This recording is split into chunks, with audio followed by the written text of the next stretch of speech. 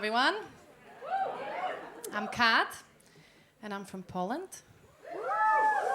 Great, 3 people cheering. What a great fucking start. What are you guys thinking? Sneaky little motherfuckers coming over stealing your jobs? So unfair and so untrue. We ain't coming here for your jobs. Come here for the unemployment benefits. That's 400 quid a month. It's like having 3 jobs in Poland, with 2 PhDs as well. And I grew up in Poland in a very Catholic and a very alcoholic family. When I was little, I used to be like, "Mommy, why is there only a splash of cola in my pint of vodka?" And she'd be like, "Kitty cat, but fizzy drinks are so bad for your teeth." And we used to go to church all the time too. And when I was little, I really wanted to be a nun. And that, of course, changed when I discovered alcohol and sex and drugs. And so I left the convent when I was about 8. Which is, of course, a joke because alcohol and sex, we already had at church. It was the drugs that were the real game changer here. And I have to say, out of all, alcohol has always been my favorite. And people always think because I'm Polish, I drink vodka all the time. But because I'm Polish, I drink anything alcoholic, really. And, you know, I'm not an alcoholic. I'm more of a connoisseur. Just like foodies, you know, they don't call themselves fatties. I call myself a drunkie. And just like wine people, I have a bit of a ritual. You know how they swirl the wine around the glass and they mouth and they spit it out in a bucket?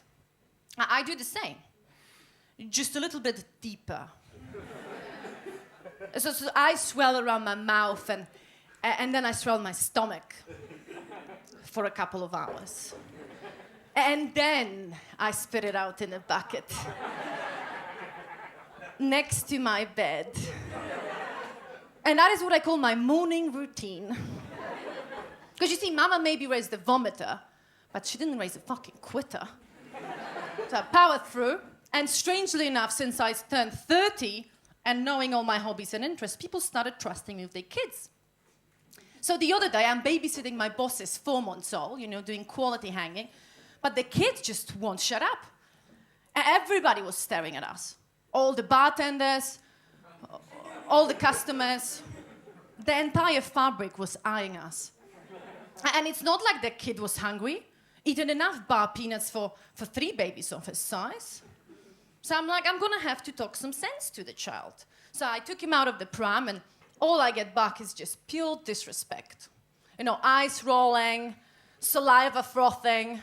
His head was going around like an exorcist. Kids these days have no spines, you know? So then I had to be like, I'm gonna have to go and lock him in a disabled bathroom. A techno club next door. He probably just didn't like the ambiance, you know? Typical man. Instead of saying something, just throws the toys out of the pram. So I'm like, fine, I'm gonna have to go. So, you know, I had to finish all my shots and smoke the rest of my joint. Finish my last line of cocaine. Of the bartender's penis. It's not that bad. It would have been much worse if I did it off baby's penis. Very, very immoral. But more importantly, highly inefficient. Considering the size of my lines. But no, I had a... Thank you. I had a lot of pressure on getting my own kid recently, and I decided, and I got one as a boyfriend. I believe age is really just a number. Like, I'm 31 now, but deep inside, emotionally, not a day past 16. My boyfriend is also 16. Not just emotionally. We do a lot of things together, and it's been great so far, but, you know, the first date we went on, I've noticed he had really long nails in his right hand, and I thought he's a musician, you know, playing guitar. So I asked him, you know, how long have you been playing in a band? And he said, I ain't playing in a band. So I was like, ugh. Like, I get it, 1 for coke, maybe 2 for scratch cards, but entire fucking hand?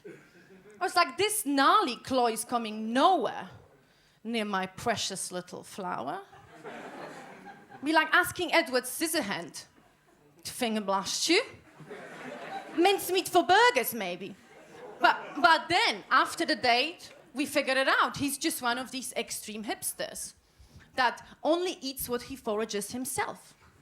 So he needs those claws to dig out all the beets and roots.